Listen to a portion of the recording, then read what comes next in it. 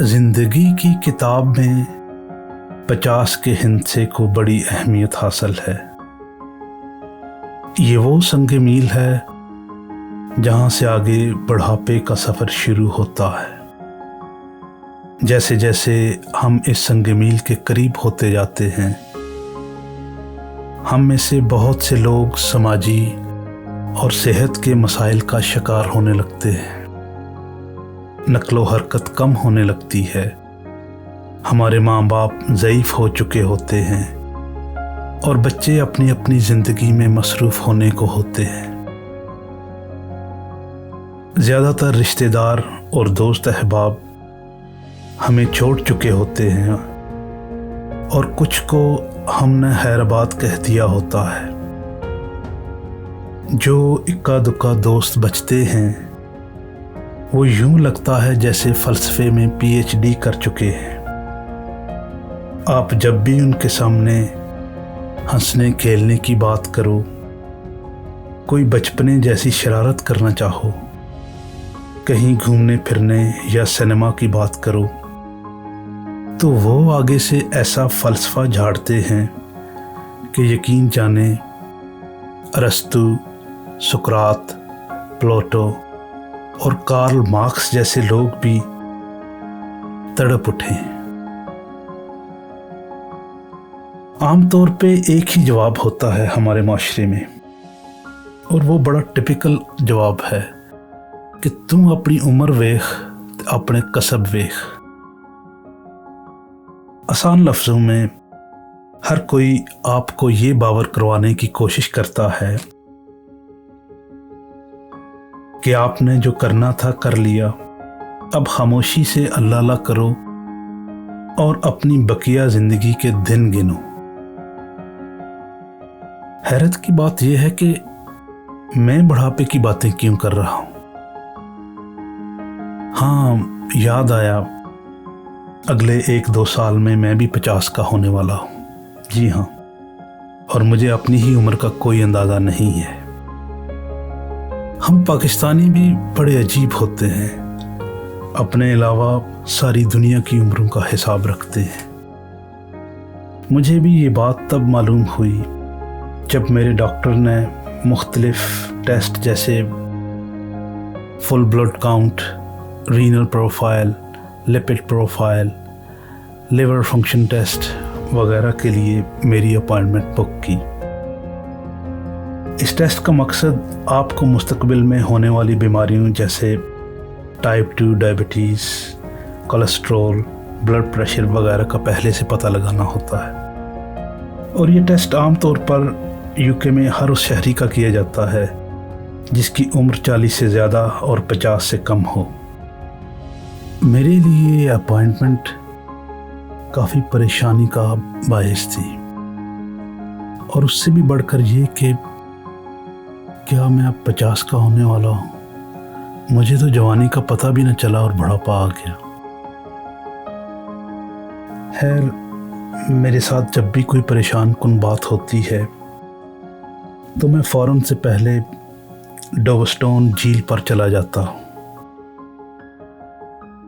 जो मेरे घर से तकरीबन 15 मिनट की ड्राइव पर है।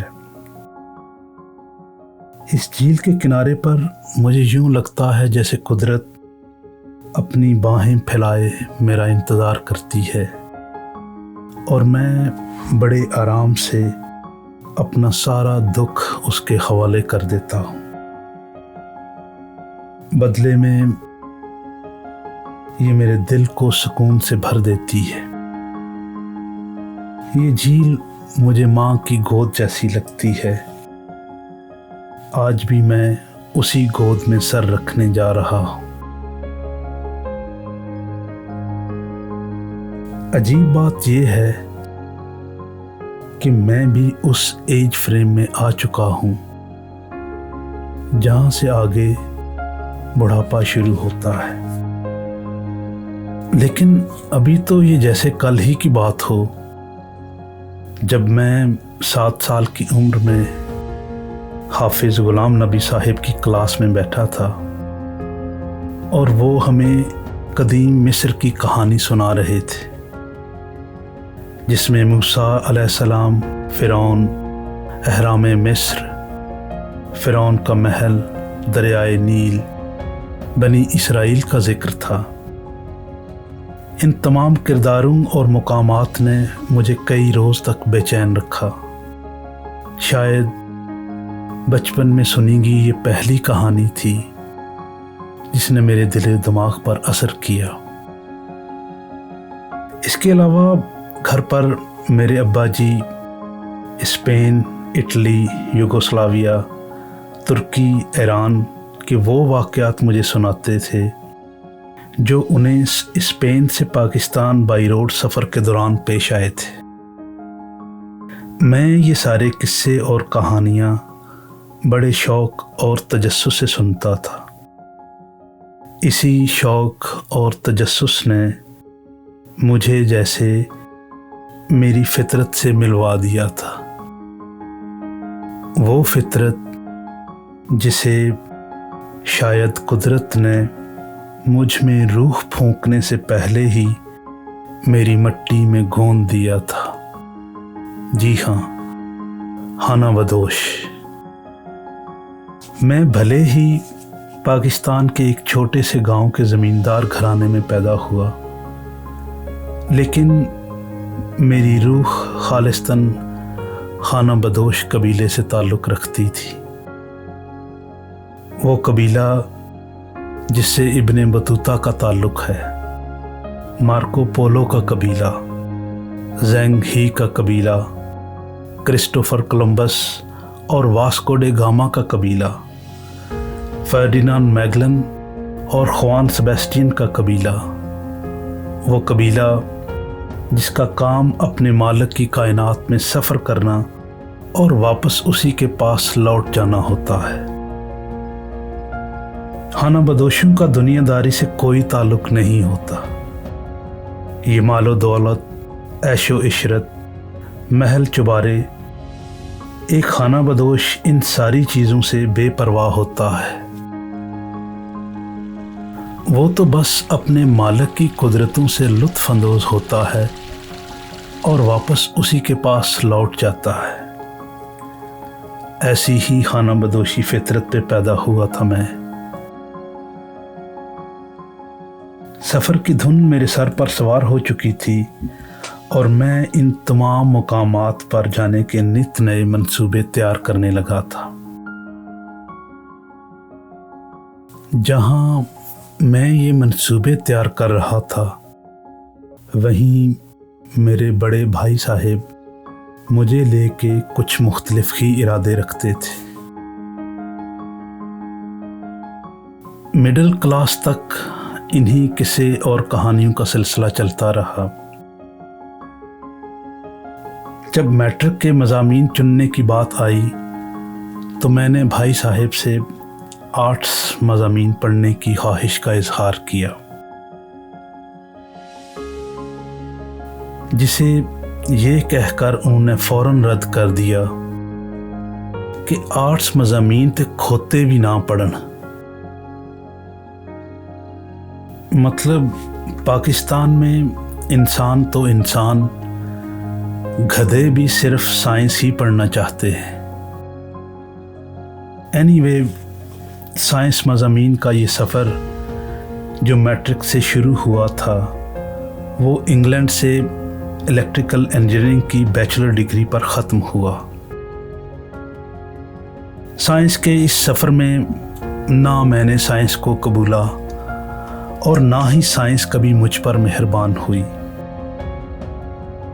इस ज़बरदस्ती के रिश्ते को निभाते निभाते मैं अपने कबीले और फितरत से कटता चला गया। डिग्री, उसके बाद नौकरी, शादी, घर की जिम्मेदारियां। भाई साहब हुक्म करते गए और मैं बजा लाता गया। मैं जिसे बगदाद और शाम, मिस्र और मक्का, इटली और स्पेन की गलियों में घूमने की फ़िक्र करना थी, गैस और बिजली के बिल भरने की फ़िक्र में लग गया। हर दफ़ा दिल को यही तसल्ली दी कि ये काम हो जाए तो सफ़र पे निकलूँगा। ये काम वो काम करते करते ज़िंदगी मुझे 50 के संगे मील पे ले आई है, जहाँ से आगे अब मेरा बुढ़ापे का सफ़र शुरू होने जा रहा है। उम्र के इस हिस्से में पहुँच गया हूँ जहाँ उम्मीदें भी दम तोड़ने लगती हैं। मैं जानता हूँ कि आमतौर पर 50 साल की कहानी 5 मिनट में नहीं सुनाई जा सकती, लेकिन यकीन जाने मैं अपनी कहानी 5 मिनट से भी कम वक्त में सुना सकता हूँ, क्योंकि एक खाना बदोश का कुल सरमाया उसका सफ़र होता है जो मेरे पास नहीं है। सफ़र के अलावा तो खाना बदोश के पास कहने को कुछ भी नहीं होता। ये मालो दौलत, ये डिग्रियाँ, ये महल, ये जायदादें, ये ऐशो इशरत, ये दोस्तियाँ, ये रिश्तेदारियाँ, ये तो खाना बदोशों की डिक्शनरी में ही नहीं होती। मैं आपको इनका क्या हिसाब दूँ? न किसी के आने की खुशी, न किसी के खोने का मलाल। मेरी अब तक की कहानी तो आप सुन चुके। मैं आज तक वो ज़िंदगी जिया जो कभी मेरी थी ही नहीं, लेकिन क्या इससे आगे बकिया ज़िंदगी मुझे अपनी खाना बदोशी फितरत पर जीने का हक है? क्या 50 साल की उम्र में एक 20 साल के नौजवान की ज़िंदगी गुजार सकता हूँ? क्या मैं दुनिया भर की सियाहत का ख्वाब जी सकता हूँ? ये वो सवाल हैं जिनका जवाब मेरे पास नहीं है।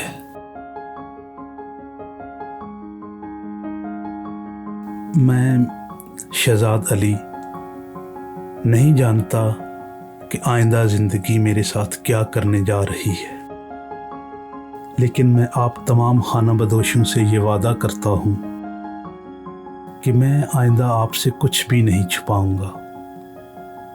हर इतवार की सुबह मैं अपने दिल की सारी बातें आप लोगों के गोश गुजार कर दिया करूँगा।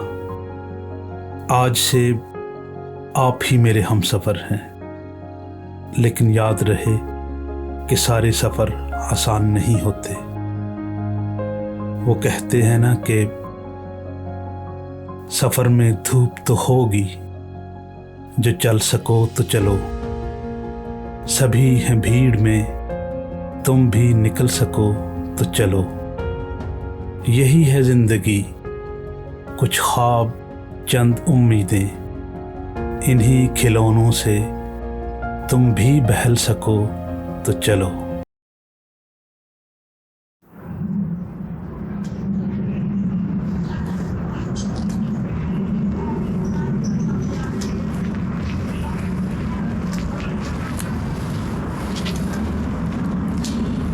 कहते हैं कि जब सब दरवाज़े बंद हो जाएं और आप में ज़िंदगी बाकी रखना मकसूद हो, तो कुदरत कोई ना कोई दरवाज़ा खोल देती है, कोई रोशनदान, कोई खिड़की, ताकि आपको हवा मिलती रहे। लेकिन मेरे लिए खाली रोशनदान नहीं, बल्कि पूरा गेट खुल गया था।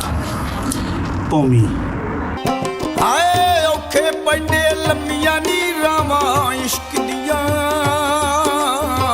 दर्द जिगर सखत सदावा इश्क दिया।